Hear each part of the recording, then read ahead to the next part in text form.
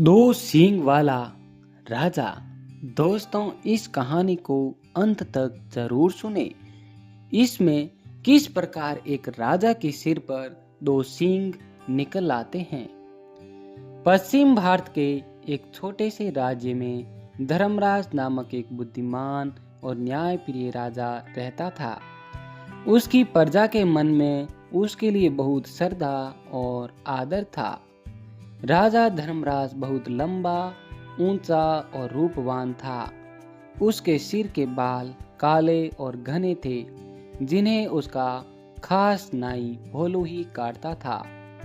भोलू ये काम कई वर्षों से कर रहा था और अपने शाही हजाम होने का उसे बहुत गर्व था। पर भोलू को एक बात का बहुत खास ध्यान रखना पड़ता था। जब भी वह राजा के बाल काटने जाता, उसे याद रखना पड़ता था कि वह राजा के साथ बिल्कुल अकेला हो। उस समय किसी का भी शाही कमरे में आना सख्त मना था। बात दरअसल यह थी कि भोलू राजा के बारे में एक राज जानता था। राजा के सिर के दोनों तरफ दो छोटे छोटे सींग उग रहे हैं। यह बात सिर्फ राजा और उसका नाई जानते थे। जब भोलू ने पहली बार ये नज़ारा देखा तो वह भौचक्का रह गया, लेकिन उसने राजा से वादा किया कि इस बात का जिक्र वह कभी किसी से नहीं करेगा। महाराज, आप निश्चित रहे, भोलू राजा से बोला। आपका यह राज मेरे पास सुरक्षित है। किसी और को इस बात की कानों कान भी खबर नहीं हो पाएगी। ऐसा सुनकर राजा धर्मराज ने राहत की सांस ली। उसे डर था कि अगर लोगों को इस बात की जानकारी हो गई तो राज्य भर में उसकी खिल्ली उड़ेगी और हो सकता है लोग उसका आदर करना बंद कर दे या फिर नए राजा की ही मांग करने लगे। इसलिए भोलू के वादे के बावजूद राजा ने उसे सख्त हिदायत देते हुए कहा, भोलू, अगर तुमने अपना मुंह खोला तो जान लो, सजा तो मिलेगी ही, देश निकाला भी साथ में मिलेगा। भोलू हजाम की डर के मारे गिग्गी बंद गई। उसने कानों को हाथ लगाया और अपना मुंह बंद रखने की कसम खाई। कई वर्ष बीत गए। भोलू को अपना वादा याद रहा। उसकी स्वामी भक्ति से प्रसन्न राजा यदा कदा उसे अच्छे अच्छे उपहार भी देता रहता था। पर समय बीतने के साथ साथ भोलू के सब्र का बांध भी टूटने लगा। उसके पेट में वह राज अब पचता नहीं था। वह चाहता था कि कोई तो ऐसा हो जिसे वह राजा के सींगों की बात कह सके, लेकिन राजा की चेतावनी उसे चुप रहने पर मजबूर करती थी। एक दिन की बात है, भोलू राजा के बाल काटकर महल से लौट रहा था और रास्ते भर उस राजा के सींगों के बारे में सोच रहा था। भोलू का घर एक छोटे से जंगल के उस पार था। ऊंचे ओकंजों, पेड़ों और लटकती बेलों के बीच में से धीरे धीरे चलता हुआ भोलू जब थक गया तो सुस्ताने के लिए एक घने पेड़ के नीचे बैठ गया। भोलू को रह रहकर सींग याद आ रहे थे। फिर यकायक वह उठकर खड़ा हो गया। वह जवाब नहीं मेरे दिमाग का, भोलू बोला और उस पेड़ को देखने लगा जिसके तले वह बैठा था।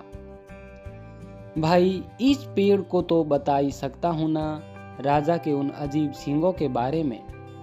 अब यह रहस्य मैं मेरे पेट में नहीं पचा सकता। पेड़ तो बोल नहीं सकता और इस तरह किसी और को यह बात पता चलने का भी डर नहीं है। पेड़ के पास यह भेद हमेशा भेद ही रहेगा और मैं भी इस बोझ से मुक्त हो जाऊंगा। यह बात भोलू पेड़ के सामने खड़ा होकर सोचने लगा। भोलू ने ऐसा निश्चय किया और जोर से बोला, हे पेड़, आज मैं तुम्हें एक भेद बताने वाला हूँ। हमारे राजा धर्मराज के सिर पर 2 सींग हैं। हा हा, वह जोर से हंसने लगा। इतना कहकर हजाम बेतहास हंसने लगा और हंसता ही गया। यह भयंकर भेद आखिर खुल ही गया। भोलू खुश था, उसका भार तो हल्का हो गया। उसके बाद वह आराम से घर पहुंच गया। अगले दिन एक लकड़हारा उसी जंगल में गया और उसी पेड़ के पास जाकर वह रुक गया। इस पेड़ की लकड़ी तो बहुत शानदार है, इसका ढोल बड़ा अच्छा बनेगा, वह लकड़हारा सोचने लगा। फिर क्या था, कुल्हाड़ी के कुछ प्रारों से ही पेड़ नीचे आ गिरा। लकड़हारे ने वह लकड़ी एक ढोल बनाने वाले के हाथों बेच दी और उसने एक बहुत सुंदर ढोल तैयार कर दिया। यह मेरे जीवन का सबसे अच्छा ढोल है। ढोल वाला खुश होकर बोला, कल बाजार जाकर इसे अच्छे दाम पर बेचूंगा। अगले दिन ढोल वाला बाजार गया और एक कोने में खड़ा होकर ढोल बजाने लगा। ढोल में बड़ा सुरीला स्वर हुआ। ढोल वाला उसकी आवाज सुनकर झूम उठा। वह चिल्लाकर बोला, बाबू, यह ढोल खरीदो, कोई है जो इस शानदार जानदार ढोल को खरीदे। धीरे धीरे उसके इर्द गिर्द भीड़ जमा हो गई। लोग खामोश होकर ढोल की मजेदार आवाज सुनने लगे। भाई वाह, क्या कहने हैं इस ढोल के, एक बूढ़े आदमी ने तारीफ की। तारीफ सुनकर ढोल वाला और भी जोर से ढोल पीटने लगा। तभी उस ढोल में से एक अजीब आवाज आई। लोगों के कान खड़े हो गए, उनका दिल धक से रुक गया। ढम ढम ढम ढोल बजा। आज मैं तुम्हें एक भेद बताने वाला हूँ। हमारे राजा धर्मराज के सिर पर 2 सींग हैं। हाँ हाँ, उसके 2 सींग हैं। लोग वहां जड़वंत खड़े हो गए। उन्हें अपने कानों पर विश्वास नहीं हो रहा था। ढोल वाला फिर ढोल पीटने लगा और फिर वही आवाज निकलने लगी। वह बहुत हैरान और शर्मिंदा हुआ। आखिर एक ढोल यह सब कैसे बोलने लगा। देखते ही देखते लोगों का तांता लग गया और फिर कितना मजाक और कितने ताने। उफ, हमारे राजा के 2 सींग, हमारे राजा के 2 सींग। लोग तो जैसे गाना गाने लगे। जब राजा धर्मराज ने सुना तो वह बहुत दुखी हुआ और नाराज भी हुआ। गुस्से से उसका चेहरा तमतमा उठा और वह गरजते हुए बोला, उस ढोल वाले को पकड़कर यहाँ ले आओ। राजा के सैनिकों ने शीघ्र ही उसे पकड़ा और राजा के समक्ष प्रस्तुत किया। ढोल वाला डर गया था और वह कांप रहा था। बदमाश, तेरी इतनी हिम्मत कि तू मेरी खिल्ली उड़ाए, राजा जोर से फुफकारा। भयभीत ढोल वाले ने राजा के पैर पकड़ लिए। महाराज, वह गिड़गिड़ाया, मैंने तो एक लकड़हारे से कुछ लकड़ी खरीदी थी और उसी से यह ढोल बनाया है। मैं बिल्कुल नहीं जानता कि यह ढोल ऐसी बेहुदा बात कैसे बोल रहा है। मुझे क्षमा कर दीजिए महाराज। राजा ने लकड़हारे को बुलाया। जो लकड़ी तुमने ढोल वाले को बेची वे तुम्हें कहां से मिली? लकड़हारे को काटो तो खून नहीं, डरते हुए बोला, जंगल में एक पेड़ से मिली महाराज। तुम्हारी लकड़ी से बना ढोल बोलता कैसे है? राजा धर्मराज ने लकड़हारे से पूछा। लकड़हारा बोला, मैं तो खुद हैरान हूँ महाराज।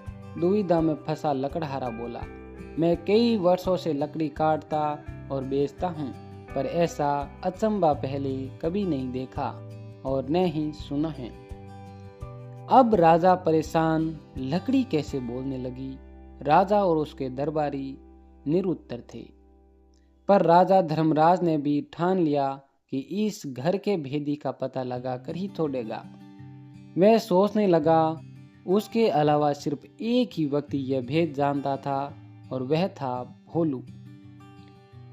भोलू को इतना निष्ठावान है कि सालों बाद भी उसने अपने मुंह को ताला लगा रखा है। नहीं नहीं, भोलू ऐसा नहीं कर सकता। फिर भी उसने एक बार भोलू को बुलावा भेजा। भोलू को जल्दी से हमारे सामने पेश करो, वह अपने सैनिकों से बोला। भोलू नहीं आया। ऊपर से नीचे तक थरथरा रहा था। भोलू, एक तुम ही हो जिसे मेरा भेद पता था। तुमने और किसे बताया? सच सच बताना, वरना सजा पाओगे। भोलू, महाराज। डरे से भोलू हकलाने लगा। आप तो जानते ही हैं मैंने कितने वर्षों से अपना मुंह बंद रखा है, पर मेरे लिए यह बात छुपानी मुश्किल हो रही थी। मैं चाहता था कि कोई तो हो जिसे मैं यह राज बता सकूं। बोलते बोलते भोलू रुक गया और सिर झुकाकर खड़ा रहा। बोलते रहो, फिर क्या हुआ? राजा धर्मराज रुखाई से बोला। भोलू धीरे धीरे फिर बोलने लगा। एक दिन जब मैं जंगल के रास्ते से घर लौट रहा था, मैं आराम करने एक पेड़ के नीचे बैठ गया। बस आपके बाल तब काट कर ही आ रहा था और उन सींगों के बारे में मैं सोच रहा था। काश मैं उनके बारे में किसी बात कर पाता। आखिर मैं भी इंसान हूँ महाराज। तभी मेरे दिमाग में एक बात आई और मैं पेड़ को यह राज बताकर हल्का हो गया। सोचा कि पेड़ को बताने से क्या नुकसान, क्या मालूम था कि इसकी लकड़ी भी बोल पड़ेगी।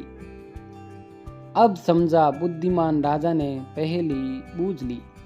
वह पेड़ जादुई था, सुन बोल सकता था, इसलिए उसकी लकड़ी से बने ढोल को जैसे ही पीटा गया वह बोलने लगा। और जो कुछ तुमने मेरे सींगों के बारे में कहा, वही शब्द वह दोबारा दोहराने लगा। जादुई ढोल की उलझन सुलझाने के बाद राजा ने भोलू नाई की तरफ देखा।